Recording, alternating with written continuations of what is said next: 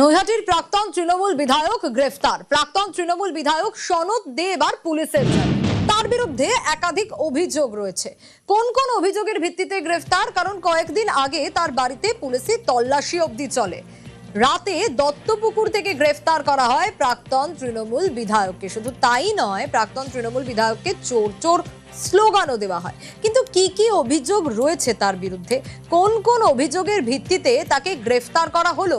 গ্রেফতার করা হয়েছে প্রাক্তন তৃণমূল বিধায়ক সনদ দেকে। একাধিক অভিযোগ তার বিরুদ্ধে।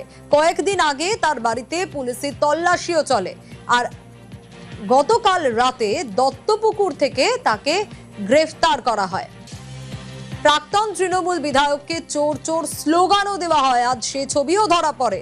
প্রাক্তন তৃণমূল বিধায়ক সনদ দে পুলিশের জালে। কিন্তু কেন, কি কি কারণ, কি অভিযোগের ভিত্তিতে? অরুণ রয়েছে আমার সঙ্গে। অরুণ, কোন অভিযোগের ভিত্তিতে বা কোন কোন অভিযোগের ভিত্তিতে গ্রেফতার করা হলো তাকে?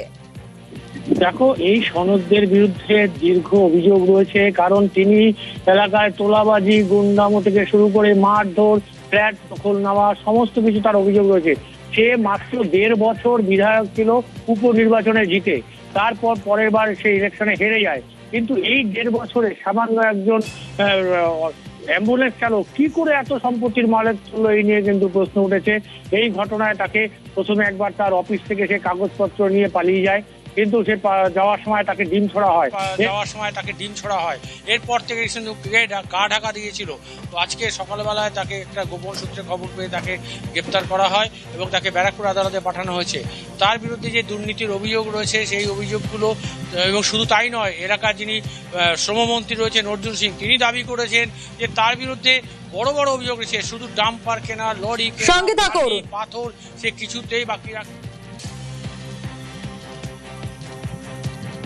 তৃণমূলের বিধায়ক হিসাবে কম, ওকে একটা তোলাবাজ, অত্যাচারী, গুন্ডা, মানুষের সম্পত্তি লুট করা, এর হিসাবে মানুষ ওকে বেশি জানতো। বাই ইলেকশনে জিতেছিল, সেই দিনই জগদ্দল থানার সামনে একজন বিজেপি কর্মীকে খুন হয়েছে। সনদ দে একটা অ্যাবসলিউট ক্রিমিনাল। আমাদের মহিলা মোর্চা কর্মীদের বাড়ি লুটপাট করিয়েছিল, তার বাড়ি পাশে যারা থাকতো বোম মারিয়েছিল।